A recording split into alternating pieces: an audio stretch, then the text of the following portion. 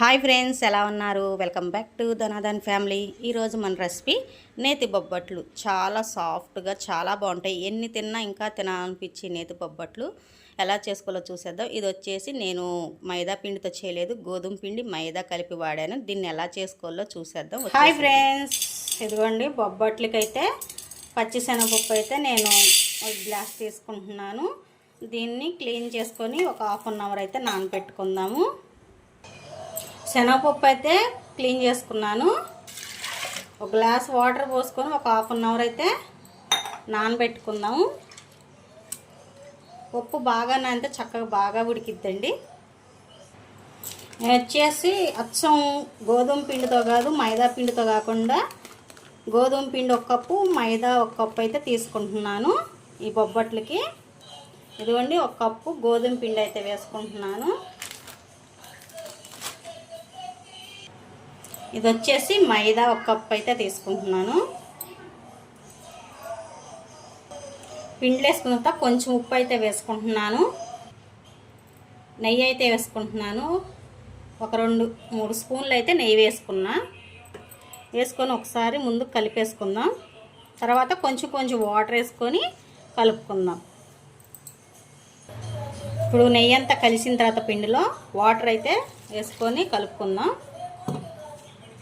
పిండి కలిపి పెట్టుకుంటే చక్కగా ముందు నానిద్దండి. పప్పు మనకి రెడీ అయ్యేలోపు పిండి అయితే చక్కగా నానిద్ది. అప్పుడు బొబ్బట్లు కూడా చాలా బాగుంటాయి.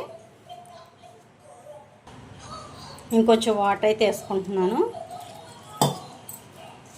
మరీ గట్టిగా కాకుండా అలా మరీ పలుసుగా కాకుండా పిండి అయితే కలుపుకోవాలి. కలుపుకున్న తర్వాత చూపిస్తాను.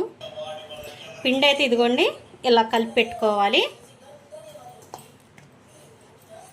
ఇలా కలిపి పెట్టుకొని దీని మీద ఇంకో కొంచెం నెయ్యి కానీ నూనె కానీ వేసుకొని ఒకసారి ఇలాగా కలిపి మనం మూత పెట్టుకుంటే చక్కగా పిండి అయితే బాగా నానిద్ది. అప్పుడు బొబ్బట్లు కూడా చాలా సాఫ్ట్గా చాలా బాగుంటాయి. దీన్ని అయితే పక్కన పెట్టేసుకుందాము.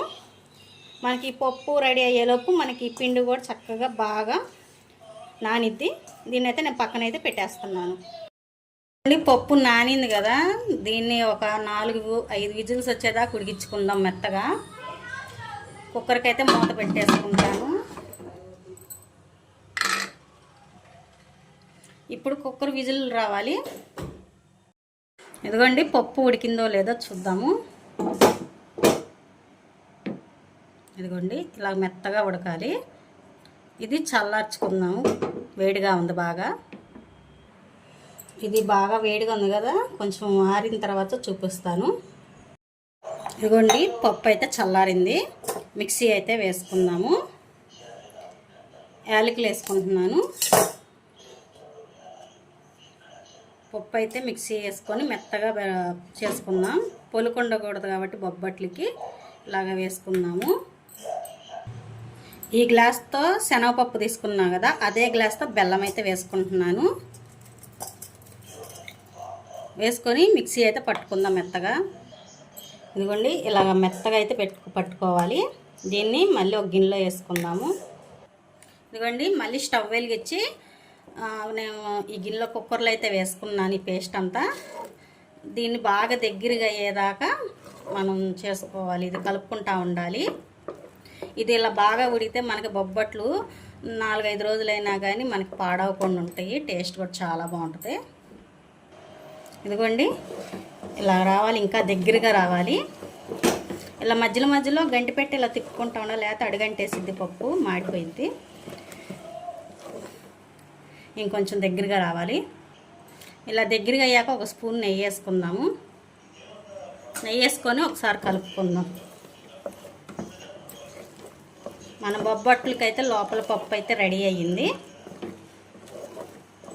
ఇలా కలిపేసుకుందాము. ఇదిగోండి రెడీ అయితే అయ్యింది. ఇదిగోండి పిండిలు, ఈ పప్పు అయితే నేను ఉండలు అయితే చేసి పెట్టేసుకున్నాను.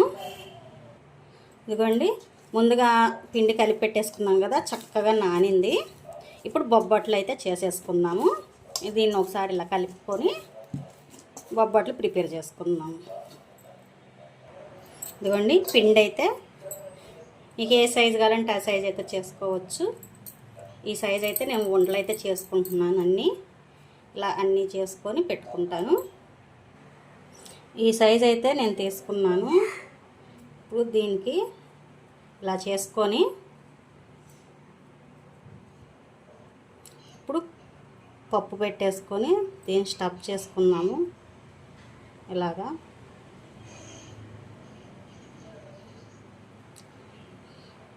ఇలా చేసుకొని ఒకసారి ఇలాగ రౌండ్గా చుట్టుకొని దీన్ని బొబ్బట్టు అయితే చేసుకుందాము. ఇలా చేసుకోవాలి. ఇప్పుడు ఒక పేపర్ కవర్ అయితే తీసుకున్నాను, నెయ్యి రాసుకున్నా. ఇప్పుడు ఈ బొబ్బట్టు పెట్టేసుకొని ఇలాగా చిన్నవి కావాలంటే చిన్నవి చేసుకోవచ్చు, పెద్దవి కావాలంటే పెద్దవి చేసుకోవచ్చు. ఏ సైజ్ అయినా చక్కగా పల్సగా చేసుకోవాలి, చక్కగా బాగుంటాయి. ఇదిగోండి ఇలాగా రౌండ్గా చక్కగా చేసుకోవాలి.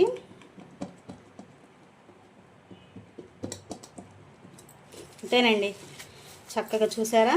ఇదిగోండి ఇలా చేసుకొని దీన్ని చక్కగా నెయ్యి వేసుకొని కాల్చుకుందాము. ఇదిగోండి ప్యాన్ పెట్టేసుకున్నాను. ఇప్పుడు ఒక స్పూన్ అయితే నెయ్యి వేసుకుంటున్నాను. ఇప్పుడు ముందుగా చేసుకున్న బొబ్బట్టు అయితే వేసుకుంటున్నాను.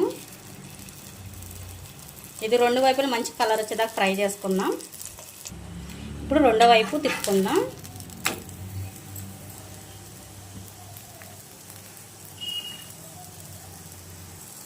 ఇది రెండు వైపులా ఇలాగ కాల్చుకోవాలి నెయ్యి వేసుకొని. అంతేనండి, చాలా సింపుల్ బొబ్బట్లు చేయటం అయితే. ఇలాగ రెండు వైపులా ఇలా కాల్చుకోవాలి. ఇదిగోనండి రెడీ అయింది బొబ్బట్టు అయితే. ఇంకో బొబ్బట్టు కూడా చూద్దాము ఎలా చేసుకోవాలో. ఇది పిండి తీసుకొని పప్పు పెట్టేసుకొని దీన్ని స్టఫ్ చేసుకున్నాం లోపలికి, బయటికి రాకోకుండా. ఇలా చేసేసుకొని ఇలా రౌండ్గా చేసుకుందాము. ఇప్పుడు ఈ ప్లేట్ మీద పెట్టేసుకొని కవర్ మీద ఇలాగా నొక్కోవటమే. అంతేనండి, చాలా సింపుల్ బొబ్బట్లు చేసుకోవటం. ఇదిగోండి నెయ్యి వేసుకున్నాను.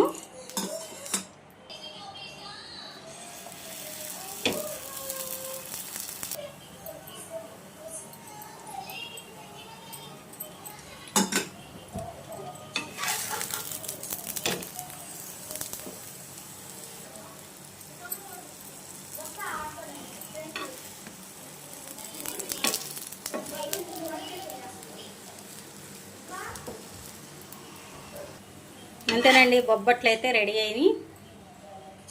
ఇదిగోండి బొబ్బట్లు అయితే రెడీ. బొబ్బట్లు అయితే రెడీ అయింది ఫ్రెండ్స్. నాకైతే ఇన్ని బొబ్బట్లు అయితే అయ్యాయి. టేస్ట్ అయితే చాలా బాగుంది. చూసారా ఎంత స్మూత్గా చాలా బాగున్నాయో ఈ బొబ్బట్లు. మీకు కనుక ఈ వీడియో నచ్చితే లైక్ చేయండి, షేర్ చేయండి, సబ్స్క్రైబ్ చేసుకోండి. ఇంకొక మంచి రెసిపీలో మళ్ళీ కలుద్దాం. Bye friends.